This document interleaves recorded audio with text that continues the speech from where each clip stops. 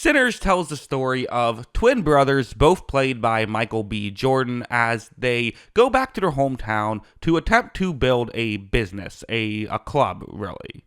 A good chunk of this movie is dedicated to them gathering sort of their crew that they will then have throughout the rest of this movie. But ultimately, once they get there, well, some horrible things start happening. I'll be vague about it if you don't want to have any spoilers. I do feel like people are just kind of saying what it is, which, I mean, maybe you could do. I don't know. It's not like the marketing is that mysterious about it, but it doesn't explicitly say it in the marketing, so I don't want to explicitly say it in my review, at least not until we get to spoilers, which we'll probably get into at a certain point in this review. But ultimately, Sinners is a really unique film. So it's something that, to be honest, I kind of hadn't heard that much about prior to its release. I knew there was a new Ryan Coogler movie coming out, so I kind of had heard it that way, but didn't.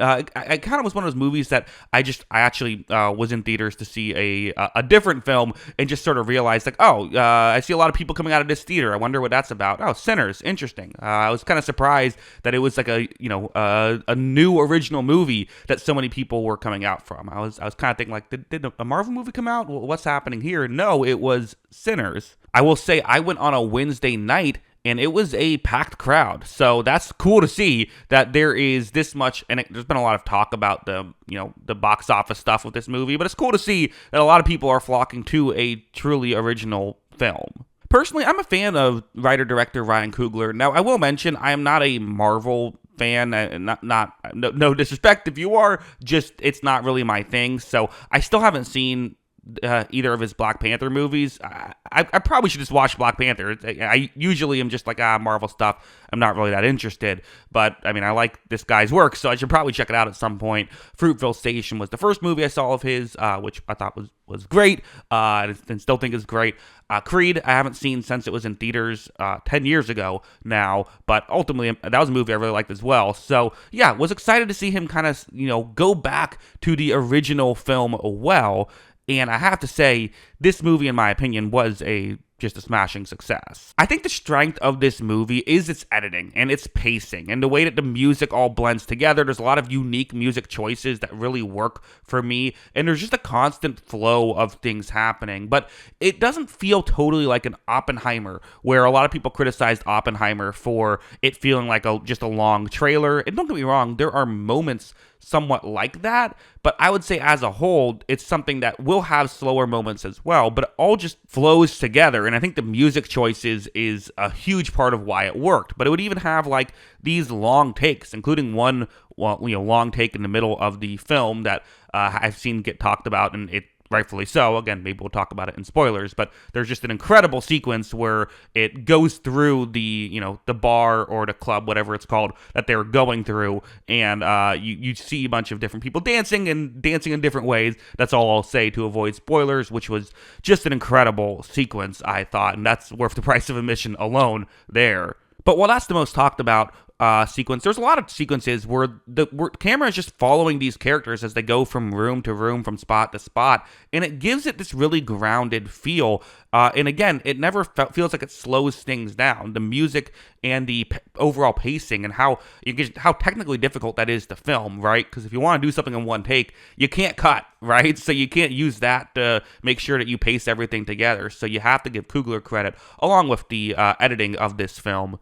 I was curious, so I looked it up. It's Michael P. Scheuer who edited this film, who has also worked with Coogler in the past, edited Black Panther, also edited Creed. So yeah, definitely, editing is such an important part of the film, and I think that this was one of the most one of the best edited films I've just seen like ever. Like it was incredible. And I think that's important for a movie like this, which again really takes its time early on to establish these characters. It is not flying through, and I would say I've seen some people critique this, and I think I kind of agree a little bit. I did feel like it got a little bit slow, but honestly, the second for me it started to get slow, things started picking up again, so it felt totally fine for me. But there is a long stretch of characters getting to know each other, or really us getting to know the characters. So definitely there is some of that there. A comparison I almost made in my head is the film Climax. If you've seen that one, which is much darker than this one, which is saying something because this one's not exactly light. But in that film, it kind of there's like an hour of sort of waiting for things to happen and then an hour of things happening. Right? You could make an argument that Sinners has a similar structure. There were several other like sort of things I noticed that I felt like were borrowed from other movies. There's a scene from The Thing that feels like it is kind of a taken from that, and I don't mean that in a derogatory sense. I think Sinners definitely made it its own thing. I'm not saying it was like stolen or anything. Just felt like it was maybe an homage, could perhaps be what you could call it. But ultimately, this was just a really fascinating story, and I think that that's kind of what it came down to. Is I really enjoyed the first hour with these characters. I enjoyed watching them and getting to know them. I thought that was entertaining. I will say sometimes Smoke and Stack, it took me a second to realize which one was which. They're both played by Michael B. Jordan. Usually they would have different clothing styles, but still, every now and then I got a little confused there. I will say that. Also, I'm just never a huge fan of there was some jump scary sound effects. Now, usually it wasn't like fake jump scares. They were it was because scary things were happening, and they would then have this jump scare sound effect. It's just not my thing. So wasn't crazy about that. But ultimately, the beginning part, the learning who these characters are, super entertaining. Once things start happening, there is a lot of really just great sequences in this. I think it shows Coogler's understanding for visual storytelling. Really good stuff here throughout. Very much enjoyed this one. Yeah, I thought this was great. I really did. I was kind of blown away when I was watching this movie. I think that this is one of the best theater experiences that I've had in a while, and it was a Wednesday night. It was a packed crowd on a Wednesday night. Don't see that too often, so definitely I would say make sure you go out and see this. The one thing I would say, is the audio is really important. So if you can see this in a Dolby or in an IMAX, something with a good audio system, find a way to do that because it would be worth it. I'm going to get into spoilers because there's just so much to talk about. But before I do, I will give my rating, and I'm feeling a 10 out of 10. Yes, an early 10 out of 10 here in 2025. Who knows? This might be my favorite movie of the year when it's all said and done. I thought this was fantastic. I just had a blast with this. So yeah, definitely check this one out if you haven't already. It's fantastic. I will say it's, bit gory, so just know that going in. If you're someone who is squeamish to that stuff, that might not be the one to go with your mom to see, unless your mom's into that, which would be cool. But other than that, I would definitely say this is just a fantastic film. So yeah, let's get into spoilers now. Let's talk about some other things I want to talk about. So spoilers, 3, 2, 1. You've had your warning to turn it off. If you haven't already, you will be spoiled. So I think what I want to talk about in spoilers more than anything is just the thematic nature of this, which I didn't talk about in non-spoilers, and maybe I should have, but the thematic nature of this and how much I think there is social commentary here. And listen, I don't think it's not incredibly overt, it's not beating you over the head with it, but it does feel like there is something to be said about the Black experience and how historically white people have taken from Black people and destroyed what Black people have built.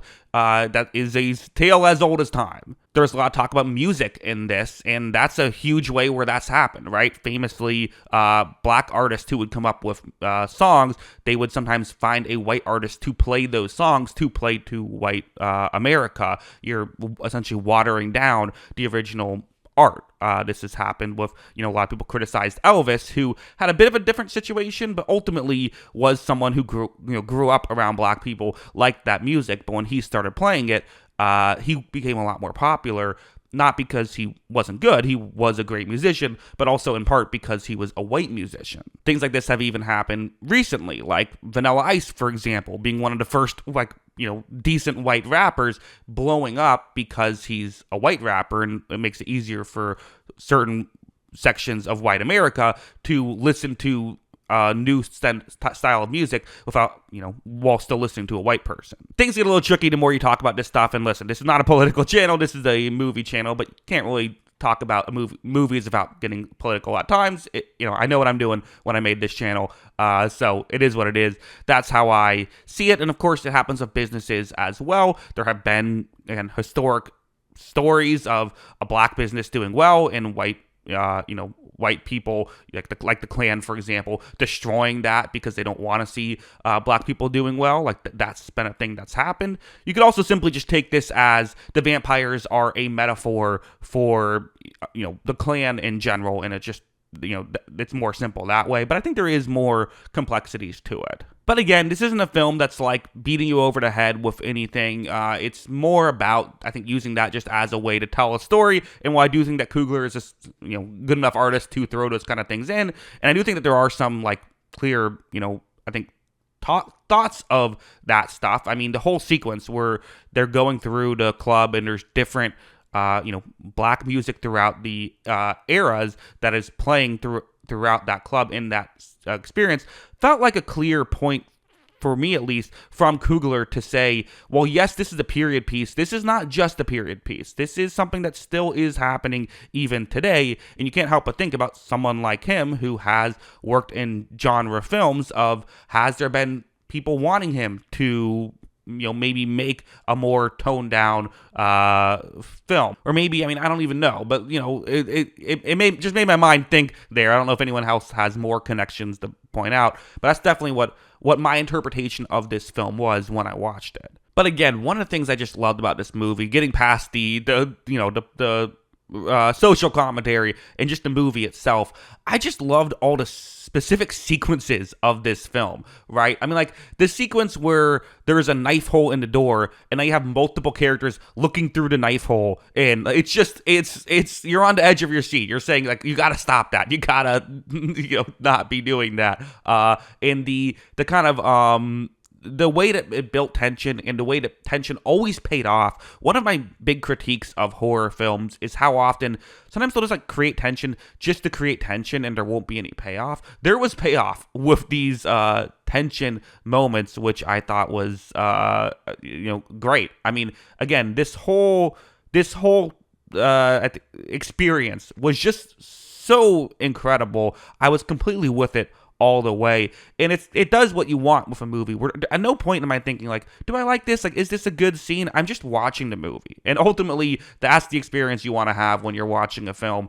Is not even thinking about if it's a good or bad movie, because you're just so wrapped up in the story and the experience, which makes it a great movie. So ultimately, yeah, I really enjoyed this one. Like I said, I'm hopeful Ryan Coogler can maybe have a Christopher Nolan-like career arc, perhaps, right? Where Nolan kind of started off with smaller movies, got a little bit bigger budget-wise, but then got to the Batman movies, and people loved those movies, and those blew up. And then he was kind of able to get sort of some blank check movies. I believe Inception was in between those, if I remember correctly. But then when that one does well, then it's like, okay, well, now this guy can do whatever he wants. I will say there's been a lot of talk about the box office of this movie, a film that cost a lot of money. Listen, there's a reason why everyone says, why don't studios make original movies anymore? But there's kind of a reason. Original movies just don't do as well as as remakes and sequels. I mean, you look at the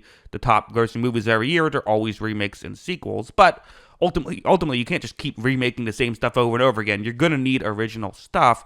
And for a movie like Sinners, I think this film could have a lot of legs. It cost $90 million to make. Its currently estimated domestic gross as of recording this video is $64.4 million, which sounds great, although it's not doing as well international, only about $15.5 million there. So it's at just shy of $80 million as of right now. So, only 100,000 lower than $80 million as of right now. Traditionally, they say you want 2.5 times a movie's budget to get its money back, but when it gets higher budgets, things get tricky, right? It's not always how things work. That depending on the movie, because not all marketing budgets are the same, right? But ultimately, hopefully, this film does well, and we can continue to see Ryan Coogler make movies like this. Because, yeah, I mean, again, this is an R-rated horror movie. I'm bringing up the Nolan stuff, but Nolan mostly makes PG-13 movies. Oppenheimer was an exception.